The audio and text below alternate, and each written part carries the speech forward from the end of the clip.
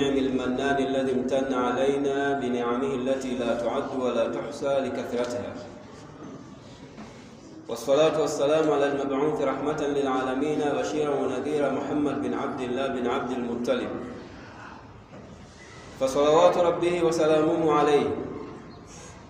واشهد أن لا إله إلا الله وحده لا شريك له ولي الصالحين، واشهد أن محمدا عبده ورسوله أرسله ربه بالهدى ودين الحق ليظهره على الدين كله ولو كره المشركون. أما بعد، إخوة الإيمان، أوصيكم ونفسي أولا بتقوى الله عز وجل، ألا فقد فاز المتقون.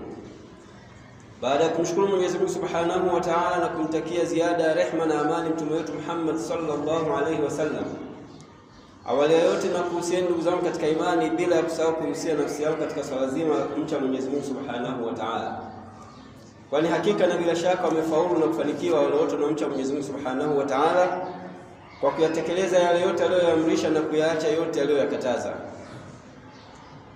Anasema mtume sallallahu alaihi wasallam, ad-dinu al-muamala, dini ni vile unavyoishi. Dini ni muamala. Muamala kwa maana zake zote, maana yake yale matendo yako ya kila siku ndiyo dini yenyewe. Dini haipaswi kuishia msikitini tu. Kuswali swala tano, kufunga, kuhiji, kutoa zaka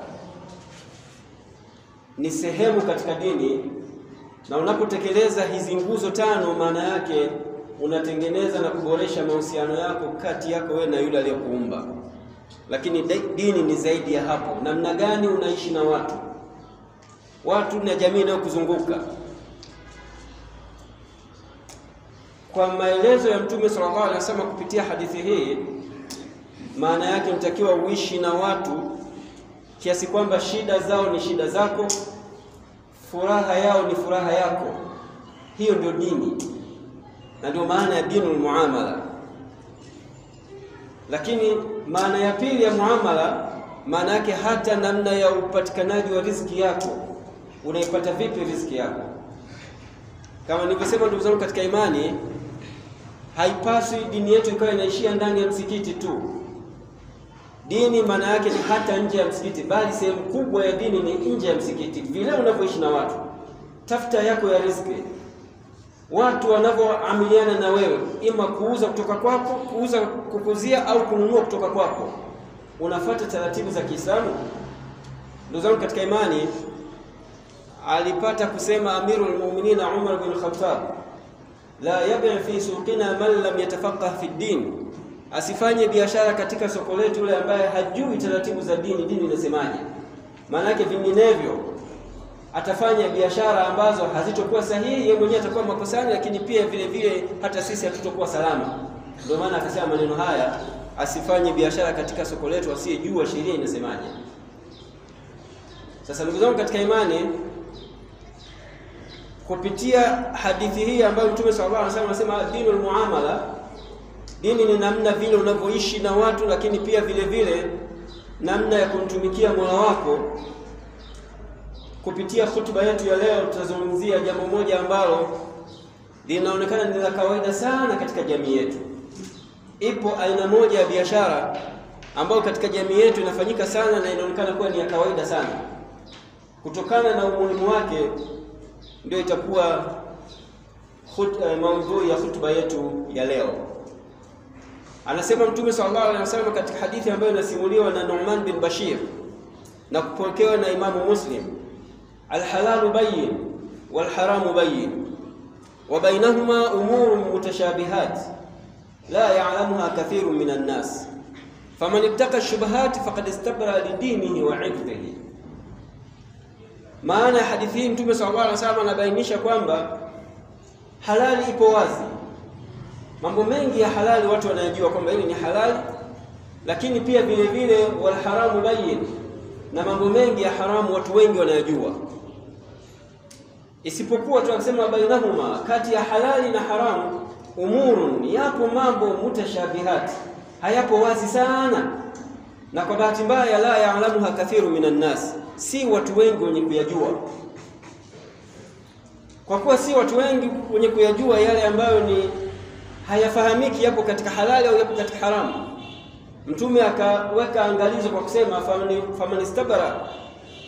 faman ittaqa shubuhat, yeyote atakayejiepusha na yale ya shubha ambayo hana uhakika naye, faqad istabara lidinihi wa irdihi, atakuwa ameiweka salama dini yake, lakini pia vile vile heshima yake. Katika hadithi nyingine Mtume sallallahu alaihi wasallam akaelezea pale mtu anapokuwa hana uhakika juu ya jambo fulani, je, ni halali au ni haramu, nini afanye? Akasema da' ma yaribuka ila ma la yaribu, liache lile ambalo unashaka nalo, huna uhakika ni halali au ni haramu na unataka kulifanya, basi ni bora ukaliacha mpaka upate uhakika. Da' ma yaribuka, liache lile ambalo unashaka nalo, ila ma la yaribuka, na ulifanye uliendee lile ambalo huna shaka nalo. Lile ambalo una uhakika 100% hili ni halali, basi ndio lifanye. Kama ni biashara una uhakika kwa 100% ni halali, basi ndio ifanye. Na lile ambalo una uhakika kwa 100% hili ni haramu, basi usilifanye. Lile ambalo una shaka, hujui lipo huku au huku, ni halali au ni haramu, basi Mtume anatoa mwongozo, sema liache. Da ma yaribuka, liache lile ambalo linakutia shaka, ila ma la yaribuka, na uliendee lile ambalo huna shaka nao kwamba ni halali kwa 100% ukalifanya au ni haramu kwa 100% ukaacha kulifanya. Sasa katika hadithi ambayo imesimuliwa na Nu'man, Mtume anasema yule ambaye atajiepusha na yale ambayo hana uhakika nayo, faman ittaqa shubuhat, atakayejiepusha na yale ambayo hayako wazi, je, ni halali au ni haramu, kwa kufanya hivyo akaamua kuachana nalo, faqad istabara lidini, atakuwa ameiweka salama dini yake. Sawa sawa katika biashara au muamala mwingine wote ule, huna uhakika na jambo ukaamua kuliacha, basi utakuwa umeiacha salama dini yako wa idhihi, lakini pia vile vile heshima yako utakuwa umeiacha salama.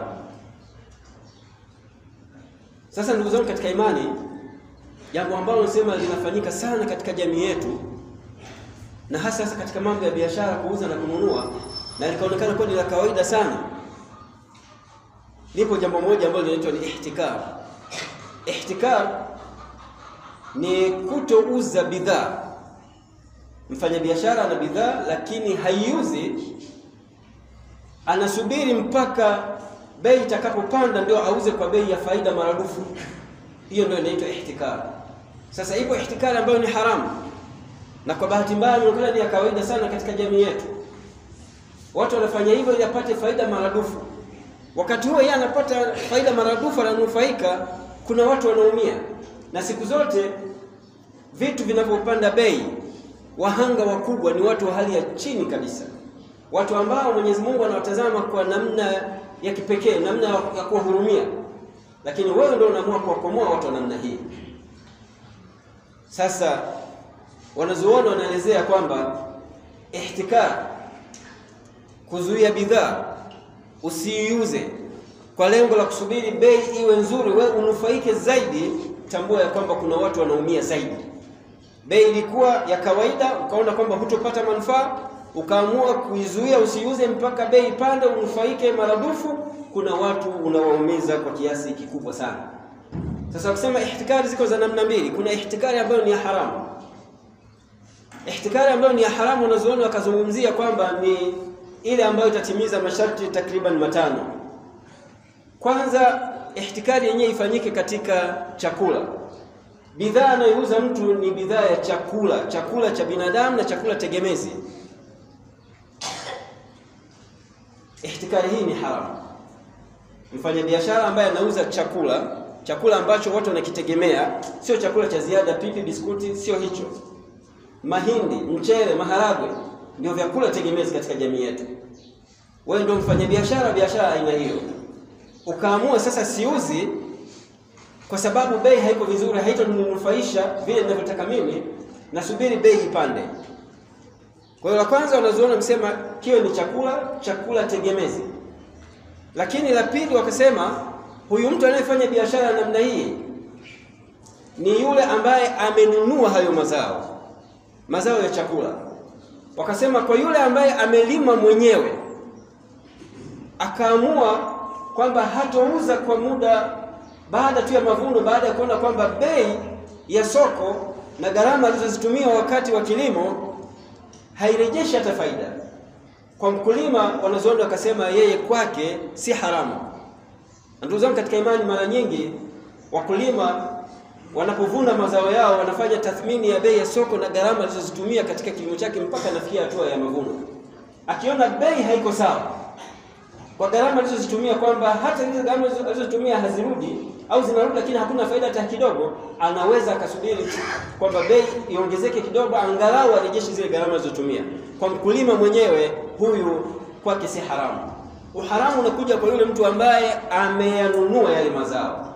Maana yake mtu wa katikati, mlanguzi, hakulima yeye kanunua tu mazao akaamua kuyaweka ndani, tena mazao yenyewe ya chakula tegemezi cha binadamu. Huyu kwake ndio haramu. Kama ameyaweka kuyazuia asiyauze, lengo apate faida maradufu, kwake yeye ndio inakuwa ni haramu. Ndugu zangu katika imani, tutambue unapofanya hivi kwa lengo la kupata faida kubwa, yawezekana mfanyabiashara mmoja akawa ana takriban tani 50 za mahindi kaziwa katika store yake. Unadhani wewe umeweka tani 50, mwenzako kaweka tani 300, mwingine kaweka tani 400. Sasa idadi kubwa ya wafanyabiashara wakifanya hivyo, lazima bidhaa hii itakosekana tu katika soko, na kukosekana na kuadimika bidhaa katika soko ndio kunapelekea bei imepanda. Bidhaa ipo vizuri tu, Mwenyezi Mungu alileta mvua ikanyesha vizuri, lakini sisi tukaamua kwa kutokuhurumiana, tukaamua kukomoana. Mtu anataka apate faida maradufu, wakati huo wanaumiza watu wengine, na ndio matokeo yake. Miongoni mwa sababu ambazo zinapelekea hata mvua zisinyeshe kwa wakati au mvua zisinyeshe za kutosha, hii ni moja ya sababu. Ziko sababu nyingine, lakini na hii pia. Mwenyezi Mungu anatuhurumia, mvua inakuja kwa wakati, mvua ya kutosha, lakini sisi kwa sisi tunashindwa kuhurumiana, tunaamua kukomoana, tunaweka mazao ndani hatuuzi ili bei ipande, wengine wanaumia. Wao wamenufaika kama mfanyabiashara, lakini kuna watu wameumia. Kama kuna watu wameumia ambao Mwenyezi Mungu anatazama kwa jicho lingine, ndipo Mwenyezi Mungu Subhanahu wa Ta'ala pamoja na mengine anazuia mvua yenyewe. Sasa hizi ni baadhi tu ya athari ya biashara katika mfumo huu, kwamba unazuia biashara, unazuia mazao yale ambayo ni chakula tegemezi kwa binadamu, huuzi mpaka bei ipande. Na tuzonga katika imani, wanazuoni wameweka utaratibu na masharti haya kwa malengo maalum, kwamba chakula namna tulivyo katika maisha yetu ya binadamu ni kitu ambacho ni cha lazima.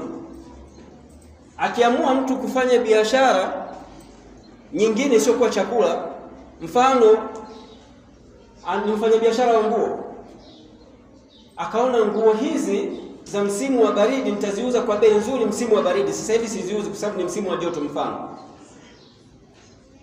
Huyu biashara yake si haramu na kitendo chake hicho kifanya si haramu, kwa sababu unapofika msimu wa baridi likawa kali, mtu anahitaji nguo ya kumstiri kutokana na baridi, akaona bei haiwezi, wala halazimiki kununua nguo hiyo, atatafuta namna nyingine ya kutatua tatizo hili, kupambana na hiyo baridi. Anaweza kupata njia nyingine mbadala, lakini sio kula. Bei ya chakula inapokuwa imepanda, chakula tegemezi, mchele umekuwa kilo 15,000, mahindi au unga umekuwa kilo shilingi 10,000, maharage kilo 10,000 shilingi 15,000, tutasema, tutalalamika, tutaandamana, lakini kula lazima tu. Ndio maana wakasema katika masharti muhimu ya kuwa ihtikari ni haramu, iwe ifanyike hiyo ihtikari katika chakula, tena chakula chenyewe ambacho ni tegemezi, chakula cha binadamu. Ukifanya hivyo katika nguo, watu watatafuta badili. Ukifanya hivyo katika biashara yako ya chakula lakini sio tegemezi, pipi, biskuti, wala watu hawashughulishi. Pandisha utakavyopandisha bei ya hiyo pipi, bei ya biskuti, wala watu hawatashughulika na wewe. Ni mwenyewe tu utaamua kushuka. Lakini ikiwa ni bei ya chakula tegemezi, watu lazima wale. An Mu'mar bin Abdullah al-Adawi qala, anasema Mtume sallallahu alaihi wasallam katika hadithi ambayo imesimuliwa na Mu'mar, la yahtakiru illa khati, hafanyi biashara hii ya ihtikar, ya kuzuia bidhaa kusubiri bei pande, illa khati, isipokuwa mtu ambaye amekosea. Hadithi moja Mtume sallallahu alaihi wasallam anasema amekosea, lakini katika hadithi nyingine Mtume anasema man ihtakara at-ta'ama, yeyote atakayefanya ihtikari katika chakula, 40 yawman, kwa muda siku 40 tu, faqad bali'a min Allah, huyu amejitenga na radhi za Mwenyezi Mungu yeye mwenyewe. Wabali Allahu minhu, na Mwenyezi Mungu pia vile vile anaondosha baraka kwa mtu kama huyo. Siku 40 atakayezuia chakula kwa muda siku 40 tu, basi Mwenyezi Mungu pia vile vile anajiweka mbali na mtu huyo, wala hampi baraka katika biashara yake. Akasema katika hadithi nyingine Mtume sallallahu alaihi wasallam, aljalibu marzuqun, yule mtu ambaye anafanya biashara kwa kukusanya bidhaa kutoka maeneo mbalimbali akawaletea watu wa mji akauza kwa bei ya kawaida, marzuqun, Mwenyezi Mungu anamfungulia milango ya riziki. Wal muhtakiru mal'unun, lakini anayefanya ihtikari huyu sasa amelaaniwa. Kwa hadithi hii ndugu zangu katika imani inaonyesha kwamba ihtikari ni haramu.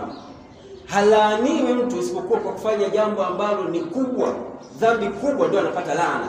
Laana si hivi hivi mpaka ifikie mtu analaaniwa, maana kosa alilofanya ni kubwa.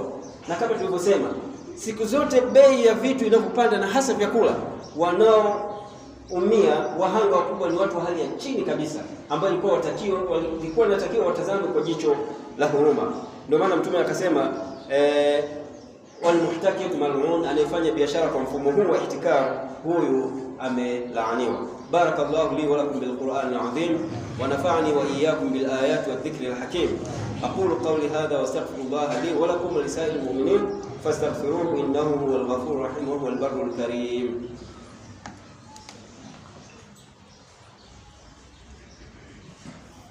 Alhamdulillah wassalatu wassalamu ala rasulillah.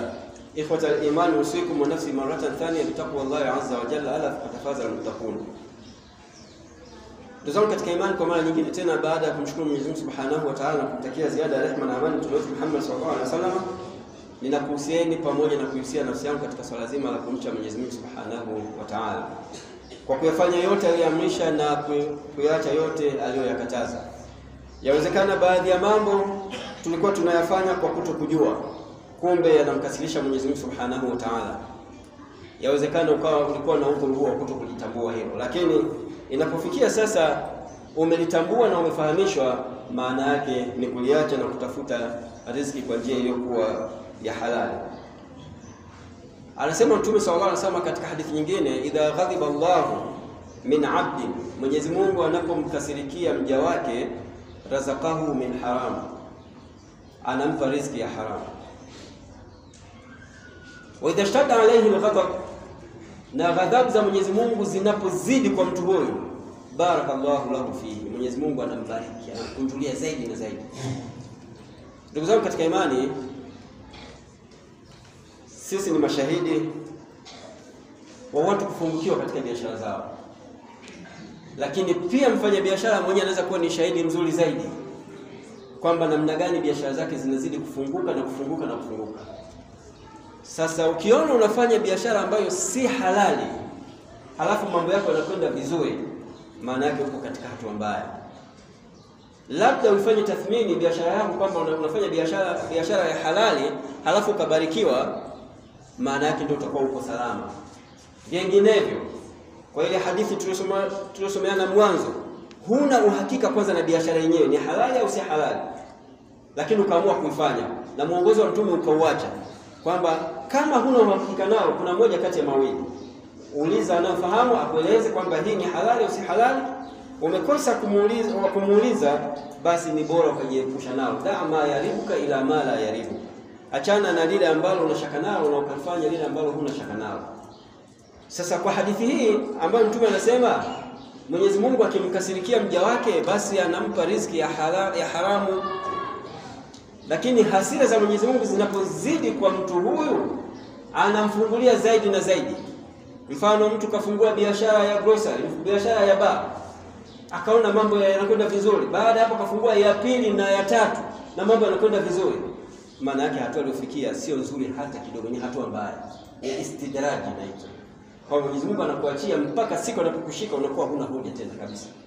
Na hasa inapokuwa kwa bahati nzuri namna moja au nyingine ukapata kusikia hutuba na mawaidha kama haya kwamba hii ulishaambiwa si halali, na ukaamua kuendelea kuifanya, na ukaona kabisa matokeo yake kwamba unazidi kubarikiwa.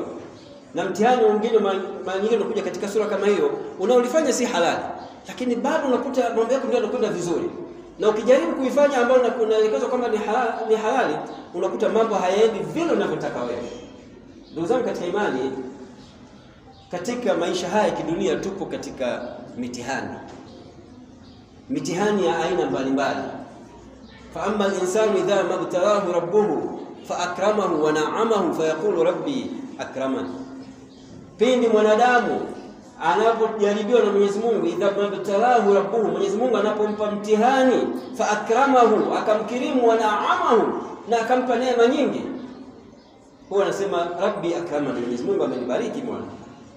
Lakini kinyume chake, Mwenyezi Mungu anapompa mtihani tena mtu huyu, faqadara alayhi rizqahu, akapunguza riziki yake, usema rabbi ahana, Mwenyezi Mungu kanifanyia hiana. Sasa aliyefunguliwa riziki yupo katika mtihani, aliyepunguziwa riziki yupo katika mtihani. Sisi sote tupo katika mtihani. Na mtihani mbaya zaidi ni ule ambao unaharibu alafu mambo yako yanakwenda vizuri. Ni tabu sana wewe kuzinduka. Unaharibu. Unafanya biashara si halali. Unamwasi Mwenyezi Mungu, lakini mambo yanakwenda vizuri vile unavyotaka wewe. Ni vigumu sana mtu kurejea kurejea kwa Mola wake. Kinyume na ule mtihani kwamba mambo sasa yamekuwa ni magumu kwako, mtu anamdai mara nyingi sana hurudi na kumlilia Mola wake Subhanahu wa Ta'ala. Ndio maana akasema aliyokuwa kwenye neema yuko katika mtihani, lakini pia vile vile ambaye kakosa neema, kapata neema au riziki yake, maisha yake yanakuwa ni ya taabu, upatikanaji wake wa riziki ni wa taabu, pia vile vile yupo katika mtihani. Aliyefunguliwa na kukunjuliwa riziki, Mwenyezi Mungu anamtazama subira yake itakuwaje. Je, atadhani kwamba amepata kwa ujanja wake na akili yake na mipango yake, au atamshukuru Mwenyezi Mungu kwamba haya yote ni kutokana na namna Mwenyezi Mungu Subhanahu wa Ta'ala alivyoniwezesha, mtihani wake huyu upo hapo? Atashukuru au atajiona yeye kwamba yeye ndio kila kitu zaidi ya watu wote? Lakini yule ambaye Mwenyezi Mungu kafanya riziki yake yeye inapatikana kwa tabu, kwa shida, mtihani wake huyu yupo katika kuwa na subira. Je, atakuwa na subira au ndio ataanza kulalamika? Hapana, inawezekana biashara hii ilikuwa inakwenda vizuri lakini imeanza kwenda vibaya. Lazima kuna mkono wa mtu. Atasema hivyo au atamshukuru Mwenyezi Mungu kwamba namshukuru Mwenyezi Mungu katika hali zote. Nikipata ni yeye, nikikosa pia vile ni yeye. Kwa hiyo sisi sote tupo katika mtihani. Hakuna hata mtu mmoja ambaye hayupo katika mtihani. Hali yako nzuri, kipato chako kizuri, upo katika mtihani. Utamshukuru Mwenyezi Mungu, lakini kinyume chako, hali yako si nzuri, namna unapopata riziki, unapata riziki kwa tabu, kwa jasho, pia vile vile upo katika mtihani, namna gani utakuwa na subira. Kwa hiyo ndugu zangu katika imani, yawezekana kabisa tukaona watu ambao kwamba tunadhani kwamba mambo yao ni mazuri sana kwa sababu ya tu biashara zao zinakwenda vizuri, lakini kumbe biashara hizo ikawa wamepewa kwa sababu tu ya mtihani. Anasema Mwenyezi Mungu Subhanahu wa Ta'ala katika surati Tauba ya 55, fala tu'jibuka amwaluhum wala auladuhum, zisikufurahishe sana hizo mali zao wala watoto wao. Inma yuridu Allahu liyu'adhibahum biha fil hayati dunya, hakika si vinginevyo isipokuwa Mwenyezi Mungu anataka kuadhibu kupitia hizo mali fil hayati dunya, katika maisha ya dunia. Usivutike na kuvutiki na kushawishiwa sana na kupenda sana namna ya watu wenye kipato cha juu vile walivyo. Yawezekana kuna mwingine ana hali nzuri, Mwenyezi Mungu anataka kumwadhibu kupitia mali. Maana yake kwamba Mwenyezi Mungu anaweza kumpa mali mtu ili amwadhibu kupitia mali hiyo hiyo. Na tunaelekezwa pia vile vile ni watu wa namna tatu tu ndio unaweza kuwaonea wivu, kutamani kuwa kama wao au zaidi yao. Mmoja ni yule mtu ambaye Mwenyezi Mungu Subhanahu wa Ta'ala akamfungulia milango ya riziki kwa njia ya halali, anaitumia kwa halali, lakini pia vile vile anamridhisha Mwenyezi Mungu Subhanahu wa Ta'ala. Huyu tumepewa ruhusa kutamani kuwa kama yeye au zaidi yake, mtu wa kwanza. Lakini mtu wa pili ni yule ambaye amekuwa ni mcha Mungu sana, anafanya sana ibada, kutamani kuwa kama fulani kwa ucha Mungu wake au hata kumzidi, hiyo inaruhusiwa. Kumwonea wivu mtu katika ucha Mungu wake na wewe katamani kuwa kama yeye au zaidi, hiyo inaruhusiwa. Wivu wa namna hiyo unaruhusiwa. Wivu unaoruhusiwa aina ya kwanza ni yule mtu ambaye kapewa mali lakini anaitumia katika njia za halali za kumridhisha Mwenyezi Mungu. Kumwonea wivu mtu kama huyu inaruhusiwa. Lakini mtu wa pili ni yule ambaye amekuwa akifanya ibada sana, ni mcha Mungu sana, kumwonea wivu pia vile vile inaruhusiwa. Na mtu wa tatu ni yule ambaye Mwenyezi Mungu Subhanahu wa Ta'ala akamfungulia mlango wa elimu, ana elimu nzuri ya kumjua Mwenyezi Mungu Subhanahu wa Ta'ala, lakini akaitumia vizuri elimu ile. Huyu pia vile vile tunaruhusiwa kumwonea wivu ufikie kama yeye au zaidi yake. Vinginevyo unaweza kumwonea wivu mtu ukatamani kuwa kama yeye, shida anayoipata anaijua yeye. Kwa aya hii kwamba Mwenyezi Mungu anaweza kumpa mtu riziki ili apate kumwadhibu. Ndugu zangu, kuna watu wapo vizuri katika biashara. Yuko vizuri sana katika biashara. Biashara yake inakwenda vizuri. Lakini hanufaiki chochote na biashara yake. Hali vizuri, havai vizuri, wala hana tofauti na mtu wa maisha ya kawaida kabisa. Pamoja na kwamba ana mali nyingi sana, lakini wakati wote ana wasiwasi, hata kulala halali. Na watu wale hata kulala halali. Atalala saa 6, saa 10 kisha amka. Ndio amelala saa 6, saa 7 amelala, lakini saa 10 tayari ameshaamka. Maana yake anahisi kwamba nikizembea nitarudi kule nilikotoka. Kwa hiyo mali yake inamfanya anakosa usingizi, lakini pia vile vile athari ya kwamba yeye ni mtu akipato fulani haipo. Ndugu zangu katika imani, kama nilivyosema kwamba Mwenyezi Mungu Subhanahu wa Ta'ala anasema tusifurahishwe wala tusishawishike na kwamba kuna watu wanaonekana kwamba wana hali nzuri, lakini yawezekana kabisa Mwenyezi Mungu Subhanahu wa Ta'ala kawapa kipato hicho kwa lengo la kuadhibu, watazhaka anfusuhum, na mpaka inafikia hatua ya mwisho mtu roho yake inatoka hali ya kuwa yuko katika hali mbaya. Tumuombe Mwenyezi Mungu Subhanahu wa Ta'ala atujalie na atupe riziki ya halali. Ibadallah, inna Allaha malaikatahu yusalluna ala nabi ya ayyuhalladhina amanu sallu alayhi wa sallimu taslima. Allahumma salli ala Muhammad wa ala ali Muhammad kama sallaita ala Ibrahim wa ala ali Ibrahim wa barik ala Muhammad wa ala ali Muhammad kama barakta ala Ibrahim wa ala ali Ibrahim fil alamin innaka Hamidum Majid. اللهم نسألك رضاك عن الخلفاء الراشدين أبي بكر وعمر وعثمان وعلي بن أبي طالب وبقية صحابة رسول الله. عباد الله، إن الله يأمر بالعدل والإحسان وإيتاء ذي القربى وينهى عن الفحشاء والمنكر والبغي يعظكم لعلكم تذكرون. واذكروا الله العظيم يذكركم واشكروه على نعمه يزدكم ولذكر الله أكبر وأكبر.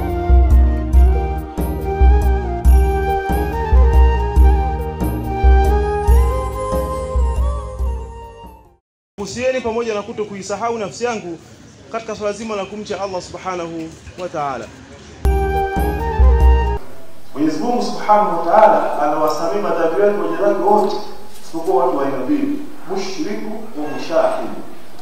Mshirikina. Na mtu wa pili ni mushahid, mtu mwenye ugomvi, watu wawili ambao waongei. Allah Subhanahu wa Ta'ala ana habari na yale tunayoyafanya.